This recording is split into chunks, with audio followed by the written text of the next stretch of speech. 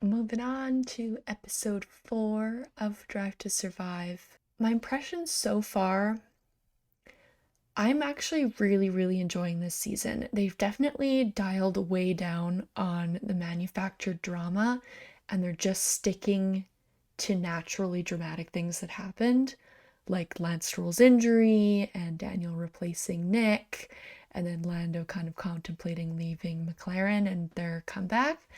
And so this is about as close as it could get to season 1, I think. I'm really liking it so far. We'll see if that continues with episode 4. This one is called The Last Chapter, and the description is, it's a battle at the back between Haas and Williams. While one team sticks with tradition, the other's ready to make bold new moves. So we'll see if they decide to make this a rivalry between those two teams, even though they weren't really a rivalry on track. So we'll see what they do with that, because then I might eat my words. Oh man, I miss Guenther. Do you want to throw on that set of headphones in there and we'll start in earnest? Him recording his audiobook, wow. But all I can say is, thank fuck that season is over. This year we have to prove that we can do better. And they did worse. What I would do, look for another job. That seemed cut together. The last chapter. Aww. Starting with Jeddah for Haas. They put their faith in a couple of rookies over the last few seasons, and it absolutely hurt their performance. Yeah, it was a bad move to put 2 rookies in. I think if they had just put Schumacher in with K-Mag right away, things would have gone way better. Hulkenberg.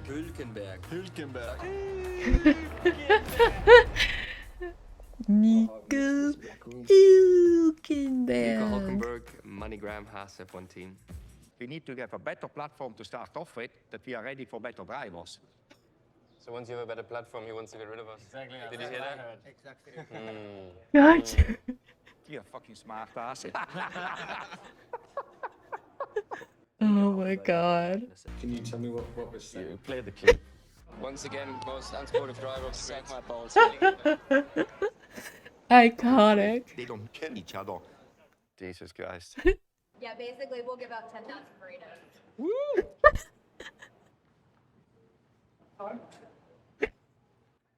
Never close the door now. That look by Hulkenberg is so funny. I'm James Vowles.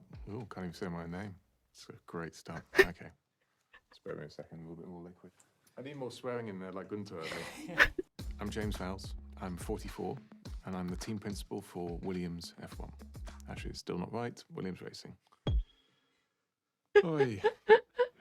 Morning, everyone.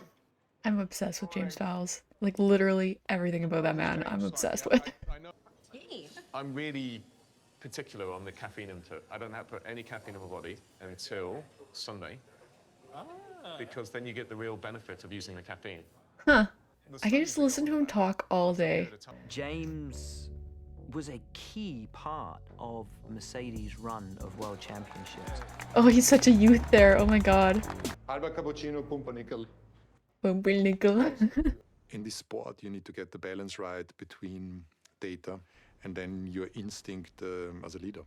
Like, I think James brings a lot of Toto to that role, but I think he also just has his own unique flair with it too, and it's just, ugh. I am what I would call a micromanager. Okay, interesting. Can't remember the last time I've screamed or shouted. Let's do it. I guess they're showing this one because Haas got 1 point here. I remember Yuki kept him back for so many laps. It was so disappointing when Magnussen got past him, but kind of glad it ended up happening because Haas barely got any points last year. It's the perfect start for Haas. That car is lightning fast. Was Will Buxton watching a different season than I was? That's an emotional roller coaster. I don't want to go through again. Alright, here we go. Are we gonna get an extended view at Canada? Please, finally give me some at my home race. Yeah, I guess they got all of their points at the start of the year. Huh. Because they got like, what, like 2 more at that sprint race in Austria, and that was the last of it. The Ferrari boys may be pretty, but we have real men. Story this year will be there is no start. Morning. Morning. Morning. Morning. So cute! I can't take this man! And outscoring you. It is painful, there's no doubt about it. I'm so obsessed with, like, you guys don't understand. You should care about. My job in that is to create the environments where they can grow. What is today? Power. I can't. Okay, yay, they're giving us an extended Canada. I just feel the risk of getting this white shirt exposed is Yeah. fairly high. Right, no problem, Judge. Thanks, Harry. Best boss ever. Absolutely. Oh, he's over there, look. Ah. Fancy seeing you here. Well, anyway, never mind. You're in a good position until you fuck it up. Fuck off. I can't tell if he was joking with that guy or if he actually told him to fuck off. I'm really glad that they're covering this because this was a really big moment last season. At least for me, because like I am a decent Albon fan, and so like the fact that we are getting some Williams content this year is so good. And I was just in that grandstand there. And I was very sad that there wasn't much that happened in this race. Apart from Russell crashing. So at least there was a safety car. Oh yeah, Hulk qualified really well in that race, didn't he? Into the wall goes the Haas of Kevin Magnussen. Did he hit the wall?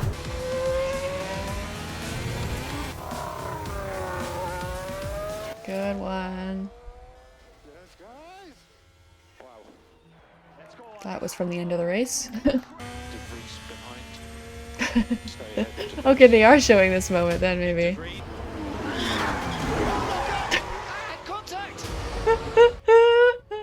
Such a dumb moment.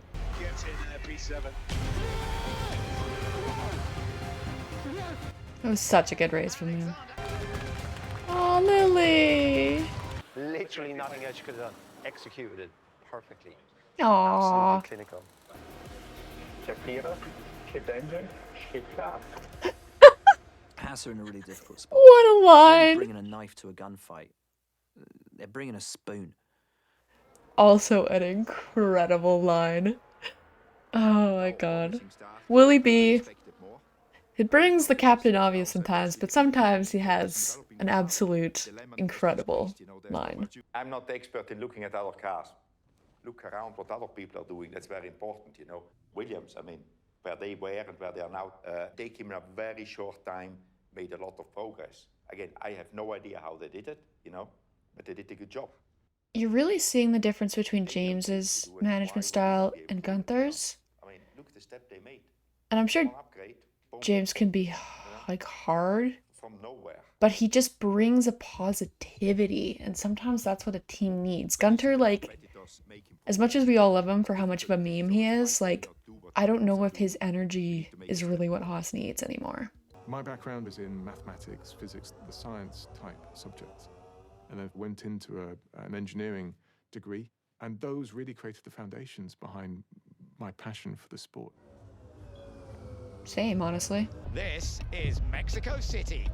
Oh wow, they really did a big jump, so they're covering the whole season of both of the teams. Huh. Did I always get points in Mexico? I can't remember. Oh, Magnussen running very wide there. Yeah, the big crash, right. Rear left failure, rear left broken. Oh, that was a huge crash. I guess that completely destroyed one of their upgrades too, didn't it? So they spent all that money for nothing because of a car failure. That's completely totaled. Oh, we did. Okay. I am surprised though that they've barely mentioned Logan in this episode though. You'd think that being like an American produced show that they would talk about the American in the sport. It's a difficult game, you know. Yeah, but next year it's going to be the same story. I fucking had enough. I'm fucking done with this. Maybe Guenther did walk away, honestly. because they just didn't renew his contract, right? Sometimes I say, why I'm doing this actually, this is not worthwhile. Banana! Oh my god. That's so funny. There's life outside of F1 as well. Okay, my number one impression from that episode is that I would go to war for James Vowles. I love this man so much. I don't know what it is about him, but he oozes quiet confidence. And like, he's just so intelligent, so mild-mannered, and just you want to do well for him. So he'll come to you and say, you did a good job, in that incredibly soothing voice. And that's just all I want in my life. I said this on Twitter a couple weeks ago, but I honestly think when people come to me now and ask me who my favorite F1 team is, I'm going to say Williams. They may not have, like, Alex is like my top 3 favorite drivers. He's not my favorite, but it isn't really him that I like about Williams. It's like everything else. It's James Vowles, it's their underdog story, it's their history, it's their little guy energy, even though they are owned by a venture capitalist now and are definitely making their way back up. But they're just a team that you can get behind. And so I think they have kind of replaced Ferrari and McLaren at the top for me. McLaren I'm always gonna like, and they're gonna be the team that got me into F1, and I also like the history of them. But Zach Brown, he bugs me now.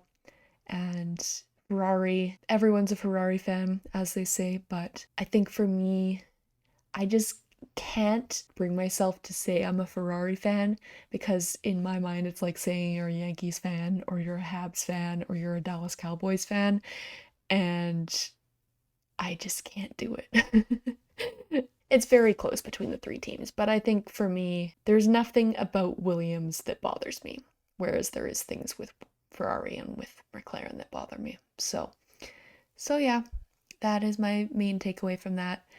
In terms of Guenther, I think this episode kind of gave some insight into why they made the change at management level for him. I think the fact that Komatsu does have that technical experience, I think, is an asset, and we're seeing that with how more and more of the team principals are being engineers instead of more management types, because they're able to understand the car and lead the team with that knowledge, because it's much easier to learn how to be a good leader than it is to learn how to be an engineer. So yeah, I can see why they made that change, but I just think that nothing is going to change as long as Gene doesn't put any additional funding into that team. And that's why Guenther left, and I think he's right. But yeah, just interesting. And yeah, surprised that Logan Sargent didn't get much airtime in that. You would think that they would have covered him more, but yeah, all in all, I really, really enjoyed that episode. Way more so the Williams part of that. And I'm just more and more obsessed with James Vowles at every passing moment. So yeah, let me know what you guys thought about this episode in the comments down below, and I will see you in the next one for episode 5.